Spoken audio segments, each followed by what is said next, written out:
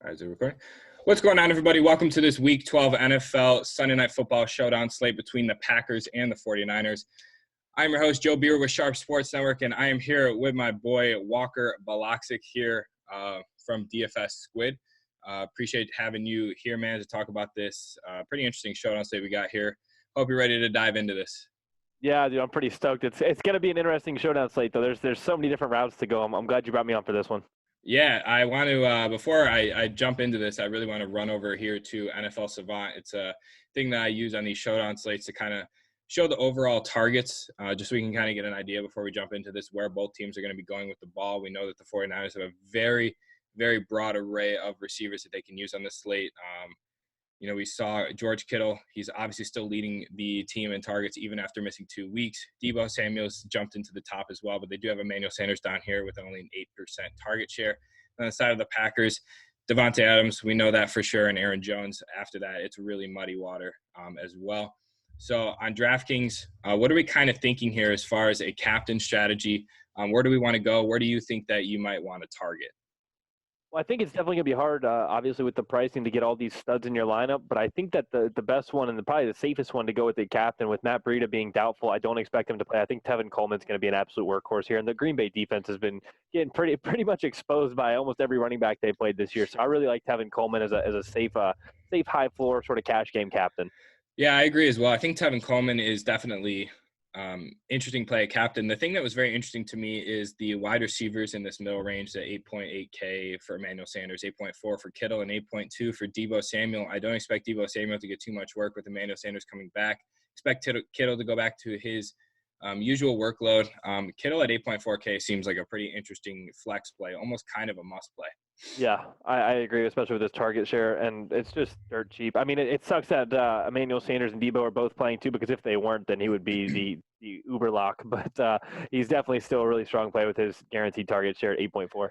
Now, do you think that we have to play both quarterbacks in the slate? Because I think that Aaron Rodgers is like a must play, and there's only a $200 difference. I think Aaron Rodgers can exploit any defense. I think he's definitely one of those matchup-proof quarterbacks. And if we're going to be playing this slate, we're going to probably want to pair him with his favorite pass catcher, being Davante Adams. I think Davante Adams is a very interesting cash and GPP play. I think he also makes for a great captain play as well if you want to pivot to the Green Bay side of things for cash games or tournaments. Yeah, one thing I definitely do like is the price gap between Jimmy G and Aaron Rodgers. I think that Jimmy Garoppolo is an amazing play in tournaments if you were to captain somebody like George Kittle, and any of his pass catchers, honestly, and then play him behind him. Because of that $200 price gap, it should lower his ownership because, like we said, for cash, obviously Aaron Rodgers is the play to make, but that $200 price gap is going to make everybody else think the same thing. Let's go Aaron Rodgers. Yeah, I agree as well, especially if you're only playing 1 to 2, maybe 3 lineups. I think Aaron Rodgers should be in all of them. I don't really have any interest in Aaron Jones at 9,600 today. This San Francisco defense is nothing to mess around with. I think Aaron Jones is going to have a very tough time today. Yeah, I would prefer Jamal Williams, honestly, over Aaron Jones, especially with the 3K savings. Yep, I agree as well. I think we're obviously going to be playing a ton of kickers today. I think Mason Crosby definitely gets the nod for me. Not Scantling. Yeah. I think Mason Crosby gets the nod. I think they're going to have a tough time with this defense. Aaron Rodgers has definitely has his tough time with defenses for sure. But just looking at the target share that we saw earlier, based on the past 2 weeks, Davante Adams coming back, Allen Lazard has kind of jumped into that wide receiver 2 role, and we've seen an increase in targets over the past 2 weeks. Geronimo Allison and Marques Goodwin have definitely taken a back seat. So I can definitely see Allen Lazard being a pretty solid value at 3.2K. Yeah, it's no secret now that Aaron Rodgers really likes this kid, so I'm definitely with you on that. Yeah, and then down in this muddy area here, I don't really think there's anybody really to play. Maybe Jeff Wilson as a dart, but most Stair is probably going to receive more of the work than Jeff Wilson will, just behind Tevin Coleman. I think if we're just trying to find the safest plays on this slate, it's probably Coleman, Davante Adams, or George Kittle as far as receivers. Yeah, I agree. Scroll back down there to the bottom in the dirt cheap range. I think that there is a little bit of value down here in terms of if you want to take like a GPP dart throw on a couple guys. I wouldn't hate a little bit of Kyle Juszczyk tonight because I think he does have always going to have touchdown upside in that position. He just gets used every single week. He's obviously, I think, in my opinion, the best fullback in the NFL right now. So I'm definitely not opposed to playing him. Marques Goodwin seems to have pretty much fallen off completely, though. Yeah, Jake Kumarov would be the only other play I would actually consider here. He seemed to get a few Yep. targets each week. But for the most part, I don't think we'll probably drop below Alan Lazard in cash games Yeah, for I don't sure. think there's any point. Yeah. You can make your lineup work like this. You could actually make your lineup work with Aaron Rodgers at captain if you wanted to. So, yeah, I think Tevin Coleman, Devontae Adams, maybe a little bit of Kittle. Those make the most sense at captain here tonight. Let's jump over here on FanDuel where things get very interesting. Pricing is pretty much ridiculous. Who are we thinking of captain over here? Over here, I really like Aaron Rodgers at captain. I mean, just for cash games, it's the safest play I think to make. And then before we even talk about anybody else, obviously Devontae Adams is going to be a strong correlation there. You can't really, I don't think, get away from Aaron Rodgers at captain on FanDuel in cash games. No, the one thing I do want to, pretty much iterate is that Tevin Coleman's price at 10.5K is pretty abysmal. Just disrespectful. It's pretty low, to be honest. He should be a 13K player on the slate just based on the usage. And coming down here, Alan Lazard at 8K is definitely an interesting play. It's weird that Jeff Wilson is actually above Raheem Mostert. Yep. I think that he's definitely in play in tournaments as well. But I don't think you actually have to drop below this 10.5K to complete your lineup. Maybe one or two plays, but I think you can play Kittle here as just a one-off. Yep. I mean, you're left with 7K, and you can run that back with somebody like Geronimo Allison. If you really wanted to, you can put in Mostert, Jeff Wilson, either one of those. If you really wanted to kind of tie in. But where do you think Kendrick Warren plays in the slate? With Deebo Samuel back, Kittle, and Emmanuel Sanders, you think he kind of disappears? Well, so when it was, I think the Arizona Showdown slate, not the Seattle one. I think it was the Arizona one where Kendrick Warren had a really good game. Maybe it was Seattle. Do you remember? Yeah, it was Seattle. Yeah, regardless. I was on Kendrick Warren because he was like 1K on DraftKings or like 1.4K or something like that. I think he was priced up in anticipation of these other wide receivers missing.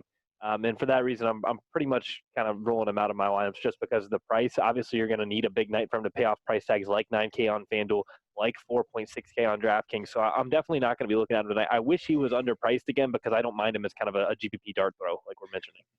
Are you on Deebo or Sanders more?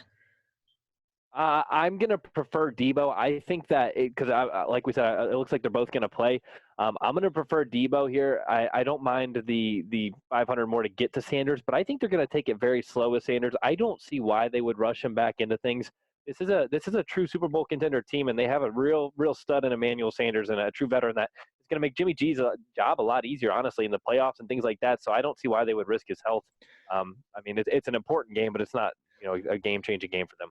Yeah, I agree. I definitely think even over here on DraftKings, if we just jump back here, Deebo Samuel is priced way better.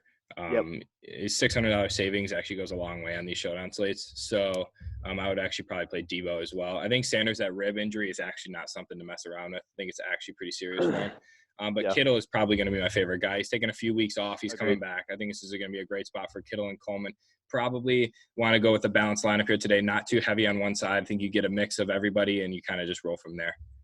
I agree. I think that Tevin Coleman at captain over here on FanDuel is a very interesting tournament play. Honestly, I mean, just at 10.5, I always like to say a lot of these guys, like casual players on FanDuel that are just kind of like looking and plugging and playing, they don't go down that low on FanDuel. They don't see that and say like, let me take that chance.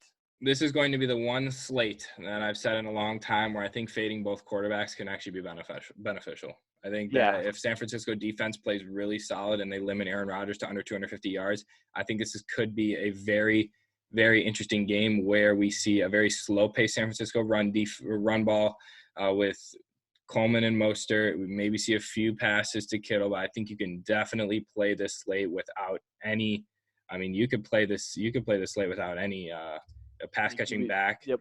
You can play Jamal Williams with Devontae Adams, Deebo, Coleman, and Kittle. I mean, you could play this without it, and you don't really need those quarterbacks to kind of push you through in tournaments.